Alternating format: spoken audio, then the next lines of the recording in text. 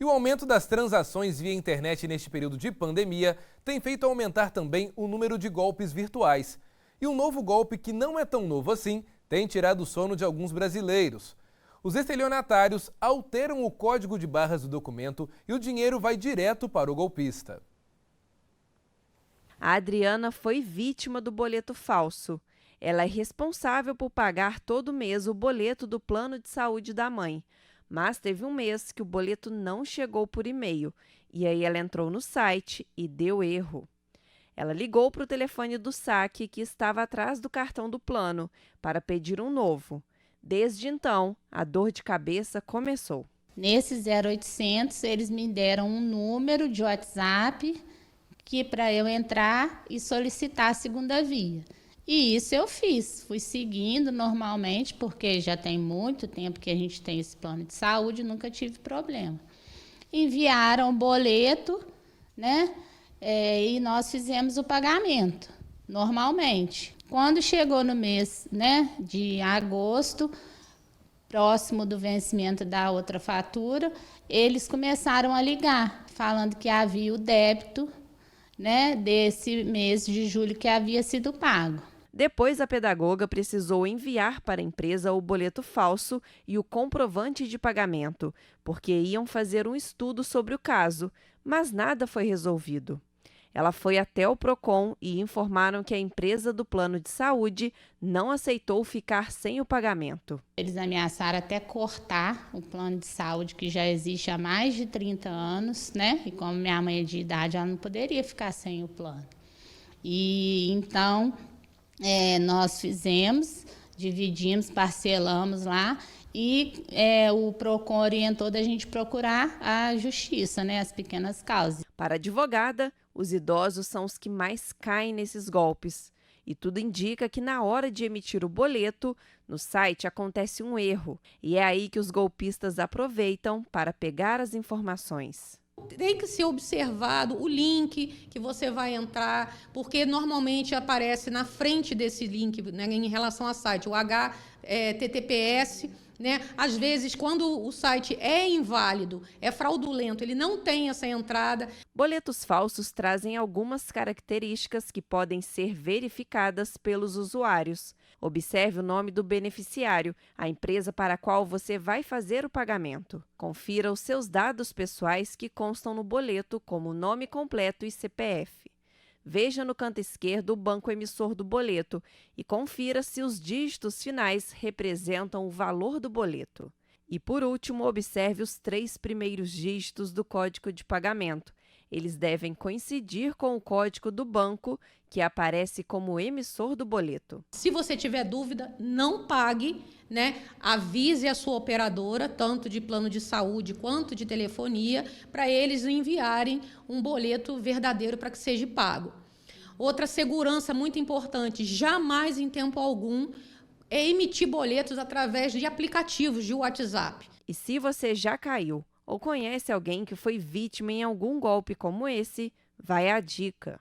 Quando você vai no Procon, a empresa é chamada a dar explicação. Mesmo ela sabendo que aquele boleto é fraudado, ela não vai produzir prova contra si. Ela vai tentar inventar uma desculpa ou simplesmente não vai aparecer.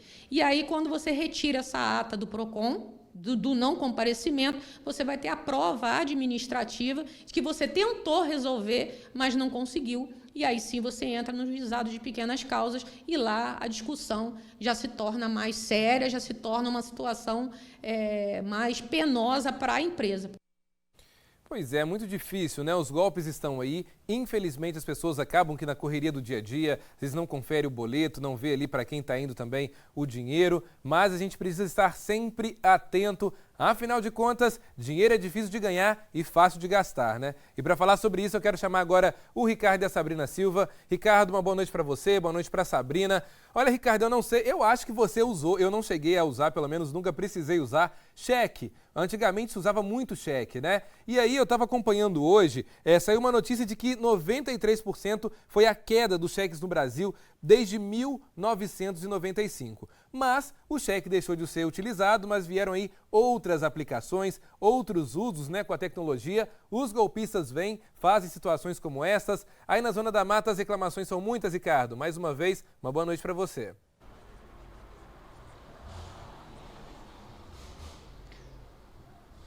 Boa noite, Elias, Sabrina, boa noite a todos. Já usei sim, já tive problemas com isso também, como muitas pessoas devem ter tido. Aliás, a gente está falando de casos que são registrados, mas são várias as pessoas que passam por isso e não relatam, não registram ocorrência por vários motivos, o que acaba não trazendo uma realidade fiel ao retrato aí de golpes que a gente observa. Aliás, isso deve ter, inclusive, aumentado bastante nesses últimos 2 anos de pandemia, quando muitas pessoas têm preferido fazer transações bancárias, transações comerciais pela internet por segurança, por não querer sair de casa e acaba por comodidade, enfim, e acaba fazendo isso e sendo vítima de vários golpes. A gente tem um dado mais recente aqui em Juiz de Fora, um dos crimes de estelionatos mais recorrentes aqui na cidade, tem acontecido com mais frequência, tem sido o golpe do falso funcionário, também conhecido como golpe do motoboy, que é uma modalidade criminosa em que estelionatários convencem a vítima a entregar o cartão de crédito ao motociclista que vai à casa da pessoa depois de uma falsa ligação do banco do qual a vítima é cliente. A quadrilha, que tem como alvo preferencial idosos com alto limite de crédito, faz a vítima acreditar que o cartão dela do banco foi clonado e precisa ser inutilizado.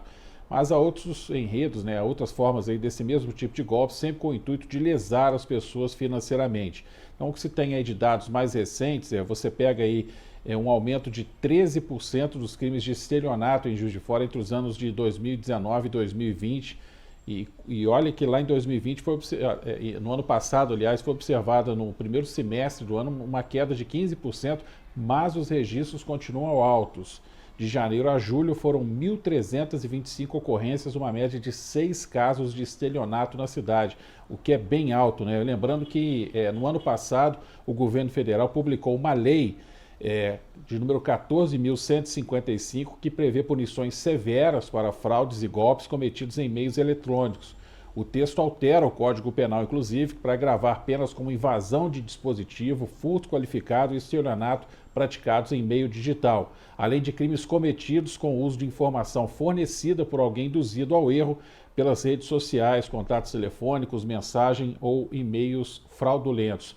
Lembrando que as penas podem chegar até 8 anos de prisão, mais multas e ainda serem agravadas se os crimes forem praticados com o uso de servidor mantido fora do Brasil ou se a vítima for uma pessoa idosa ou vulnerável. Enfim, a gente tem as leis, a gente tem o código cobrando tudo isso, mas os crimes continuam sendo praticados e é importante, é fundamental que as pessoas façam esse registro para evitar que ela continue sendo lesada e para evitar que outras pessoas também possam passar por isso. É isso aí, Ricardo. Agora, essa semana, Sabrina, eu passei por uma situação com o WhatsApp e é um golpe novo também que está aí no mercado. Os bandidos mandam o seguinte para você: oi, cadê o dinheiro do aluguel? E aí, se você está me acompanhando, paga aluguel, você vai achar que com certeza aí pode ser alguém, seja o proprietário da casa, do imóvel onde você mora, seja aí também a construtora, a empresa imobiliária responsável também pelo seu local, sua moradia. E aí, Sabrina, sabe o que eles fazem?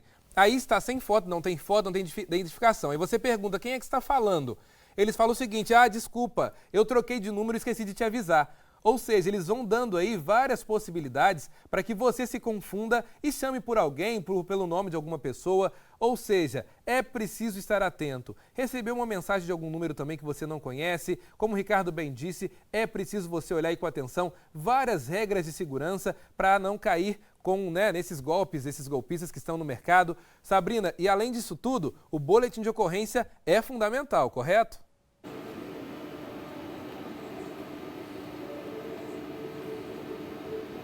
Corretíssimo, Elias. São vários os delitos praticados por meios eletrônicos e nós temos a cada dia esse crescente nas delegacias especializadas em crimes cibernéticos. Todas as delegacias têm profissional capacitado para poder atender esse tipo de ocorrência. Elias, quando você fala de crimes ou de golpes aplicados por meio eletrônico, a gente tem uma vasta gama de crimes, porque o que muda, como a gente costuma falar, aqui a gente só altera o modus operandi, porque em relação aos crimes, eles basicamente são o mesmo. Eles pegam 1 minuto da vítima, né, de distração da vítima, para poder aplicar o golpe e obter dela algum lucro financeiro, enfim. São várias as tentativas que eles fazem através do WhatsApp ou através de e-mail, porque antigamente existiam formas mais seguras porque não tinha tanto acesso, o acesso não era tão livre igual esse golpe do boleto, em que a pessoa basta ali mudar alguma configuração no código de barras que ela já tem acesso às suas contas. E quando tem as oitivas, Elias, quando as vítimas elas representam, quando elas vão até a delegacia para poder falar sobre o crime, muitas delas alegam que por algum motivo de distração, eu estava resolvendo alguma coisa, foi rápido demais, eu estava na rua, recebi a mensagem. Então, os estelionatários, os criminosos, eles aproveitam 1 segundo de distração da vítima e fazem aquele estrago. Por isso que todas as dicas são muito válidas. Por exemplo, se você não foi ainda vítima, mas recebe um e-mail de algum que você não conhece, algum número, algum link que você desconfia, você sempre tem que desconfiar.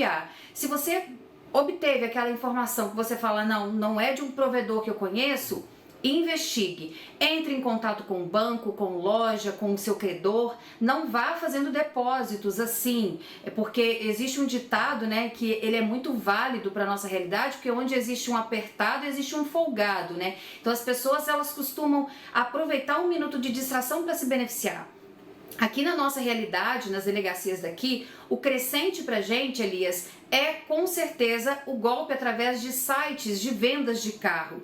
Nós temos muitos golpes, mas aí abre aspas em relação à vítima, porque a vítima de alguma forma ela tenta se beneficiar também. Ela tenta tirar proveito daquela situação e tenta de alguma forma burlar o que pede ali naquele site, naquele momento. Portanto, se você foi vítima, o que você precisa é representar, ir à delegacia de polícia, fazer o seu boletim de ocorrência, porque assim você vai poder ir ao banco, Procon, qualquer outra instituição de segurança pública para poder cobrar as providências. E mais, guarde todos os comprovantes, números, tudo que você tiver, fotos e imagens, ligações telefônicas, para que você obtenha ali provas que te favoreçam para poder reaver algum bem que você tenha perdido. A atenção é sempre muito válida, Elias, e é claro, acionar o órgão de segurança pública para você ter aí um aparato, uma segurança maior diante da situação que você esteja vivendo. Lembrando também, Sabrina, que não há idade para cair em golpes como estes, viu? Jovens, adultos, idosos, enfim, eu já vi muitas pessoas caindo em golpes, pessoas também que são muito esclarecidas, que entendem muito também de rede social, que sabem exatamente de como os golpistas na maioria das vezes agem. Então, é preciso estar atento, pois como a Sabrina disse, 1 minuto de distração pode fazer aí com que a sua vida se torne um problema financeiro, chegue sem você nem sequer aí estar esperando, viu? Vamos ficar atentos.